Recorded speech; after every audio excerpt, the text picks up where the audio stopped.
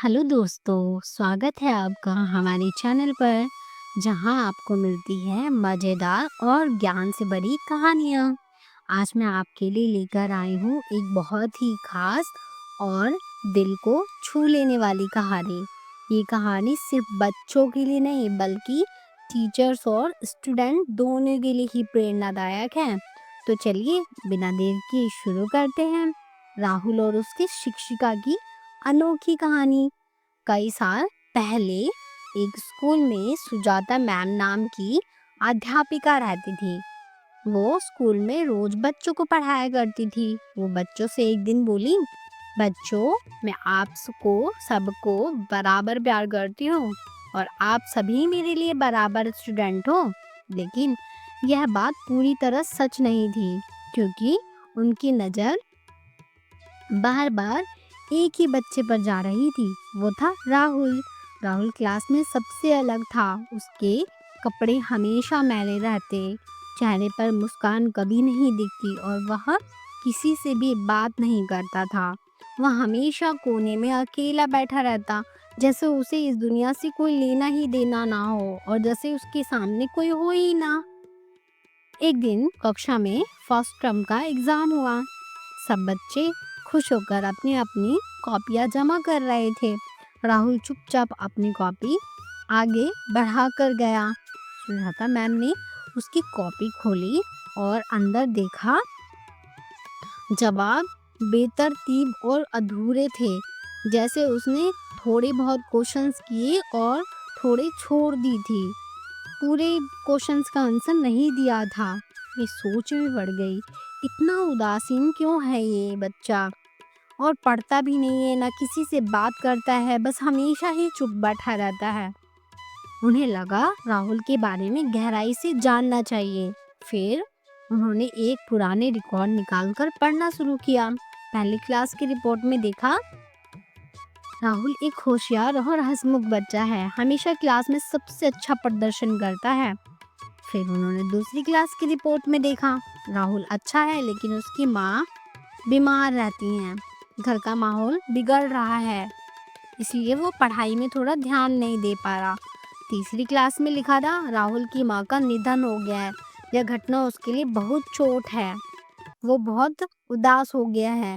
और चौथी क्लास में, राहुल अब चुप रहने लगा है, दोस्तों से दूर हो गया है, पढ़ाई में बिल्कुल रुचि नहीं लेता क्योंकि उसके पिता उसके ऊपर ज़्यादा ध्यान नहीं दे पाते।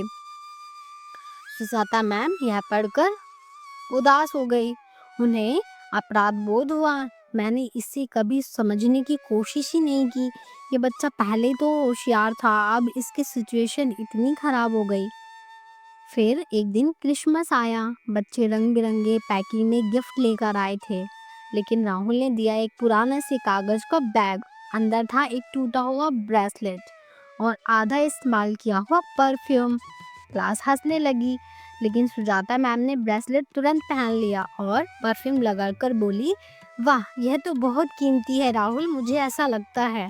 उस दिन स्कूल के बाद राहुल उनके पास आया और धीमी आवाज में बोला, मैम, आज बिल्कुल आप मेरी माँ की जैसी खुशबू कर रही हैं। आज मुझे मेरी मम्मा की बहुत याद आ रही है। उसकी आंखों में आंसू थे और उसी पल सुजाता मैम ने ठान लिया, अब मैं राहुल को सिर्फ पढ़ाऊंगी नहीं, उसे जीना भी सिखाऊंगी। सुजाता मैम ने राहुल पर खास ध्यान देना शुरू किया। हर छोटी उपलब्धि पर उसकी तारीफ की, उसे आत्मविश्वास दिया कि वो भी कुछ कर सकता है। धीरे धीरे राहुल बदलने लगा। जहाँ पहले वो चुपचाप बैठा रहता था, अब पढ़ाई में सबसे आगे आने लगा। मैडम ने उसके ऊपर ध्यान दिया और उसे प्रोत्साहन दिया। साल के अंत तक राहुल क्लास के सबसे होशियार बच्चों में गिना जाने लग गया। समय बीतता गया। एक दिन सुजाता मैम को राहुल का पत्र मिला। मैम, आप मेरी जिंदगी की सबसे अच्छी टीचर है, thank you so much ma'am. कुछ टाइम के बाद फिर एक और पत्र आया, मैम, मैंने हाई स्कूल में टॉप किया है, मुझे बहुत खुशी हो रही है।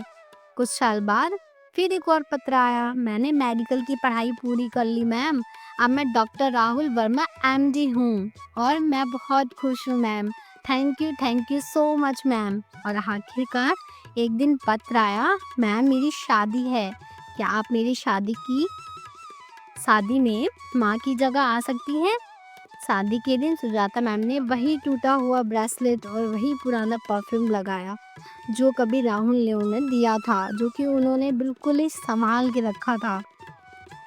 राहुल ने उन्हें गले लगाकर कहा, मैम आपने मुझ पर भरोसा किया, मुझे खास महसूस कराया, धन्यवाद मुझे मोटिवेट करने के लिए। सुजाता मैम की आंखों में आंसू थे। उन्होंने कहा, नहीं बेटा, असली शुक्रिया मुझे कहना चाहिए। तुमने मुझे सिखाया है कि असली शिक्षा का महत्व क्या होता है। तो दोस्तों, इस कहानी से हमने सीखा कि हर बच्चा अनमोल होता है, उसे सिर्फ प्यार और समझ की जरूरत होती है। एक शिक्षक का विश्वास और सहारा किसी की जिंदगी बदल सकता है। मुश्किल हालात इंसान को तोड़ सकते हैं, लेकिन सही मार्गदर्शन उसे फिर से खड़ा कर सकता है। और एक सच्चा शिक्षक वही है जो सिर्फ किताबें नहीं पढ़ाता, जो बच्चों के दिलों को रोशन भी करता है। तो दोस्तों, अगर आपको ये कहानी अच्छी लगी हो तो मेरे वीडियो को लाइक कीजिए और अपने दोस्तों के साथ शेयर कीजिए और हमारे चैनल को सब्सक्राइब करना बिल्कुल भी मत भूलिएगा, क्योंकि मैं आपके लिए ऐसी ही एजुकेशनल स्टोरीज लेकर आती हूँ जो लाइफ की सीख देती हैं हमको। फिर हम अगली कहानी में आपके साथ फिर मिलेंगे एक मज़ेदार और सीख भरी कहानी को लेकर। तब तक के लिए बाय बाय। मुस्कुराते रहिए, खुश रहिए। Thank you so much. Bye bye.